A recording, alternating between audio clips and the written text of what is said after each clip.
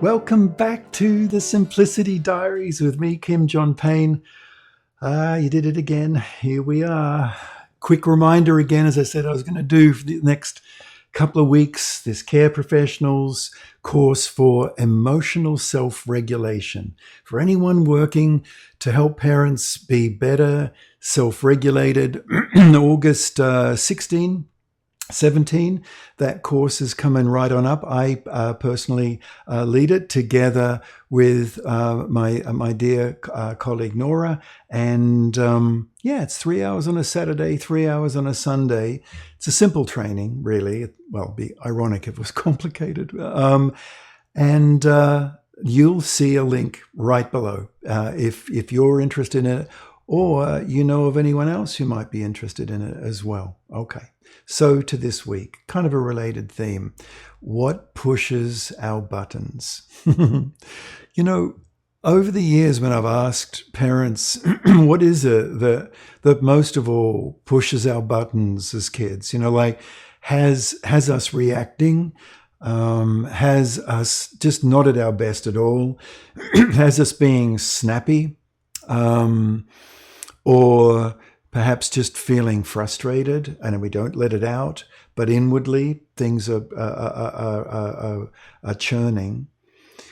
Probably at the top of the list of responses is being unseen and feeling undervalued. That comes up over and over, and it does for us all, right? Because we do so much for our kids. We just put them first in so many ways. We just go that extra mile on a kind of daily or hourly basis for our kids.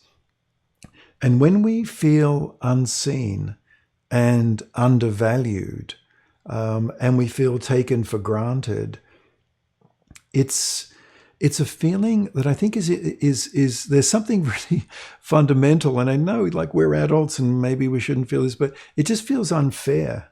It just feels out of whack and not okay and sort of disrespectful.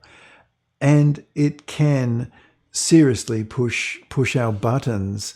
And it kind of results in some fairly tricky exchanges with our kids. I'm reminded of the time I was visiting in South Africa, where in the marketplace, I was staying in a little room right on a market that backed onto a marketplace.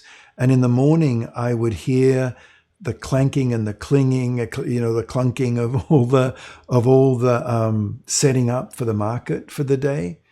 And I would hear the folk call out to each other, Sobana, Sobana, and in Zulu, apparently, I hope I've got the pronunciation of that correctly. After all these years, I might have got it wrong, but that's what I would hear. And it was a Zulu greeting for, I see you. I see you. And there was all this greeting of as the stall holders held, put up their stuff and put out their stuff.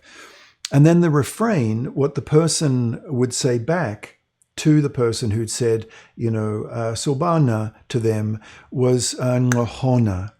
And Ngohona means, roughly translated, I am here. I see you. I am here.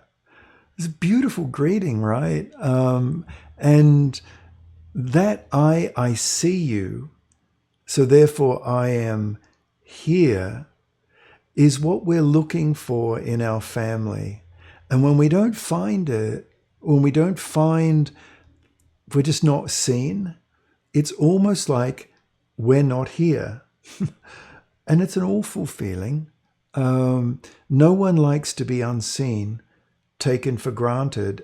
But more than that, it's a feeling of, I'm losing myself in all this.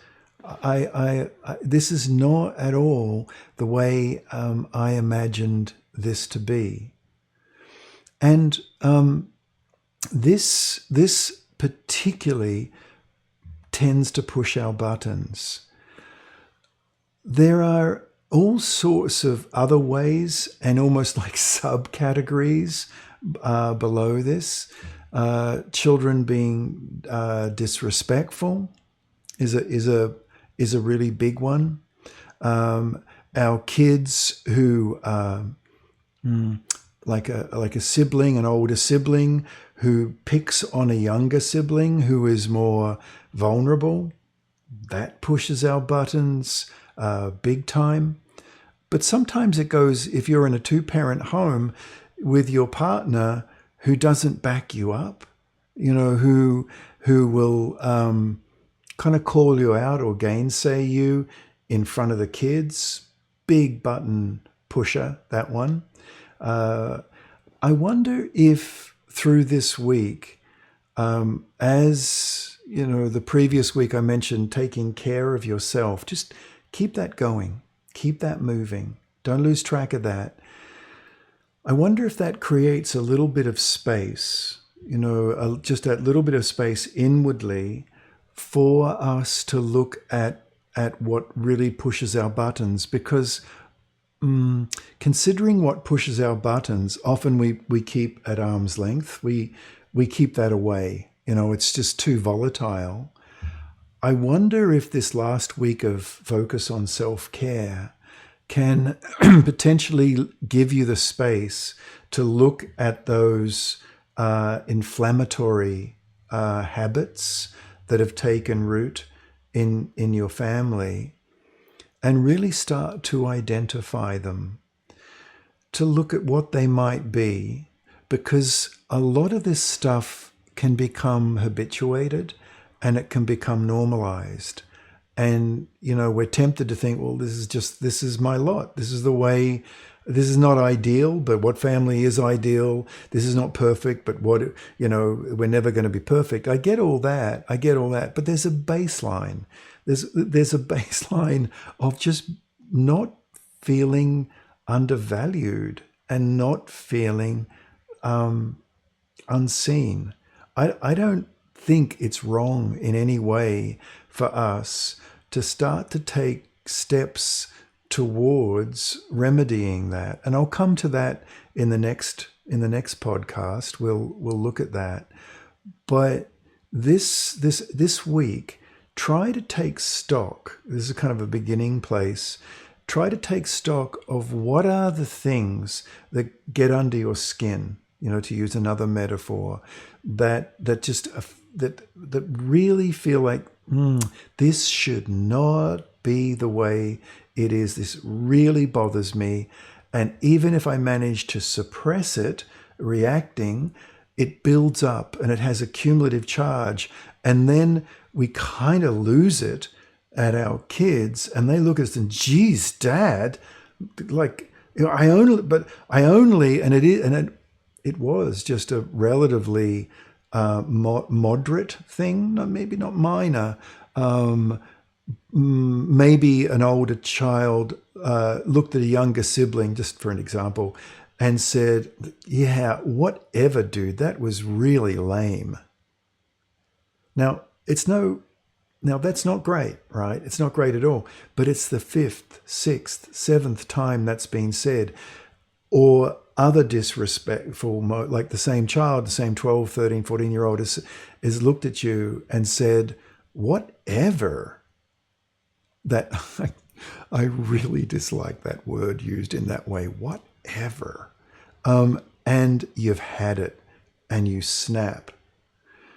That if we can prevent the buildup of this by noticing these parts that might have become a little bit normalized, then we're on the trailhead. We're right at the trailhead of making some changes. Now, this is next week and so on. We'll explore some solutions to this, but let's just begin at the beginning, and that was self-care.